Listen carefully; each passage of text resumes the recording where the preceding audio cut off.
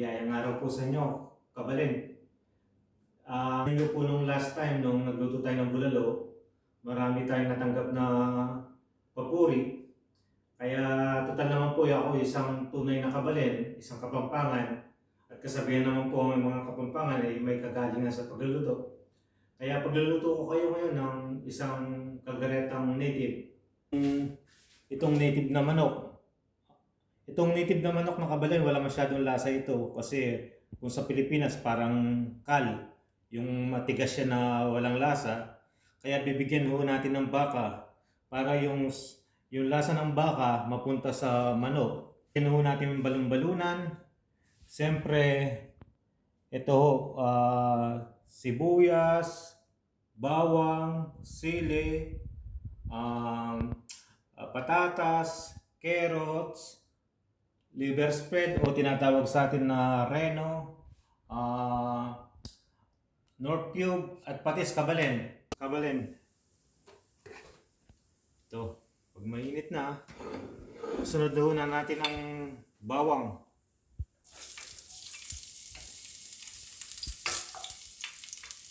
Kung mapapansin niyo po kabalin, meron po akong tissue dito. Nayari ho tayo. Nahiwa ho. Kaya hindi ho kadali ang maging vlogger. Agaw buhay din ho. Kaya daan-daan lang. Tapos sibuyas. Yan. Tapos sabay na natin ang sili para kumapit yung talagang hanggang niya. Tapos, yun kabalin, maglalagay na tayo ng pomodoro. Konti lang ho, huwag masyadong marami kasi para may iwasan yung pag-asim niya. Tapos kabalin, maglalagay tayo ng reno o river. Tapos maglagay tayo ng konting toyo para, ang toyo naman po kabalin ay para magkakulay lang, hindi masyadong mapula. Kaya binibigyan ng konting toyo. Konti lang ho para hindi siya umalat. Yan kabalin, malambot na. Ilagay na natin yung patatas. Ayun. Para mas masarap siya kabalin. Kalderetang native na manok. Ayan, umusok pa. Start na natin ang mukbang natin kabalin. Kabalin, panibagong mukbang na naman to. Ang ulam po natin ngayon ay kalderetang manok. Sa amin, ang tinatawag dito ay kalderetang matuwag, sabi ng mga Kapampangan. Bago po tayo kumain o mukbang, magdasal muna po tayo.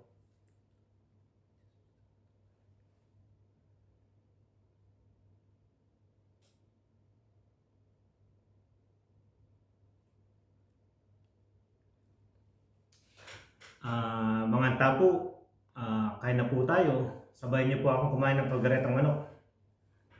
Ito, pwede ho patis to, pero ako nasanayan ko po kasi pag kaldereta, dinuguan o paksiw, mas gusto ko po yung asin.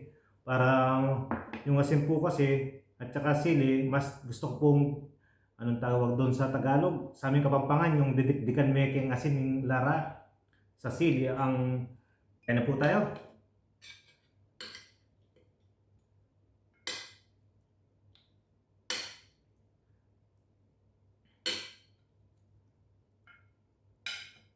Napalambot ko po ng gusto akong manok. Native po ito, parang kal. Napakatigas na manok. Walang masyadong lasa ito. Mura po kasi itong mga manok na ito. Hindi kaya dun sa mamahaling manok, medyo malambot. Ito po, napakatigas. Kailangan talaga 1 o 2 oras.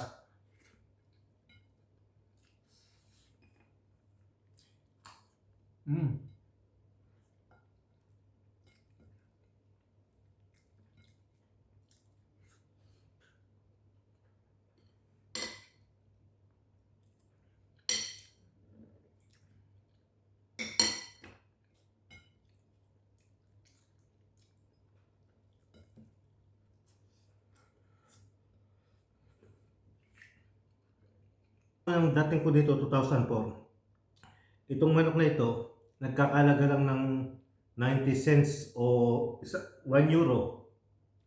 Ngayon ang presyo nito nasa 4 euro na. Yun ang nagiging problema dito. Sobrang mahal na bilihin, tapos yung sweldo hindi naman ganung tumataas. Kaya ang nangyayari, kung hindi ka lang talaga magtipid dito, walang mangyayaring hindi ka makakaipon. Kasi lahat ng pinagpagura mo pupunta lang sa pagkain. Tulad doon to, nasa 4 euro na. Dati 1 euro lang. Ang dahilan po pala, kaya binibigyan ko siya ng baka. Usually ito, kung kalgaretang baka lang, o kaya kalgareta, manok lang. Dahil po, ang manok nito ay medyo mura, kaso walang lasa. Ang mga Italiano, hindi naman talaga ito binibili kasi nga yung parang native sa atin, yung can. Ngayon ang ginagawa ko kabalin, para magka-lasa siya na parang mamaling manok, bibili ako kahit na ilang hiwala ng baka.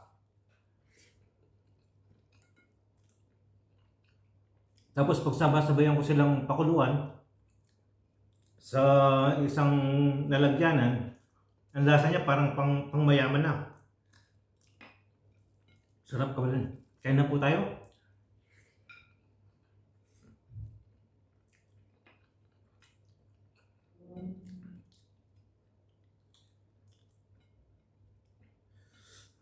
Po. Pagkwentuhan ako, naubusan ko. Tapos na ako.